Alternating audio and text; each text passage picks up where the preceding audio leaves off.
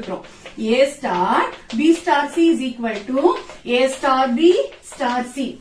3 element எடுத்துக்கிறீங்க. மூணுமே எங்க இருக்கு? G ல இருக்கு. A star அப்படின்னா அந்த பிராக்கெட் என்ன அர்த்தம்? பிராக்கெட் வந்து நீங்க அதுக்கு தான் இம்பார்ட்டன்ஸ் கொடுக்குறீங்க. உங்களோட பெரிய ஈக்குவேஷன் குள்ள வரும்போது first priority goes to the term operation inside the bracket. அப்போ bracket குள்ள இருக்கிறத ஃபர்ஸ்ட் பண்ணனும். அப்ப A star B star C ல bracket நான் இங்க போட்டதுனால ஃபர்ஸ்ட் நீங்க என்ன பண்றீங்க? B star C B யும் C யும் ஆபரேட் பண்றீங்க.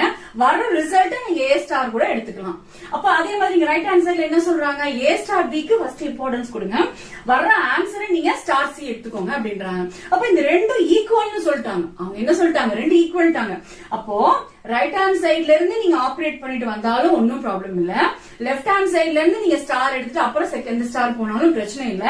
ரெண்டு ரிசல்ட்டும் என்னவா இருக்கும்ன்றாங்க? சேமா இருக்கும்ன்றாங்க. அப்ப அசோசியேட்டிவ் லா என்ன சொல்லுது அப்படின்னா, பிராக்கெட் இஸ்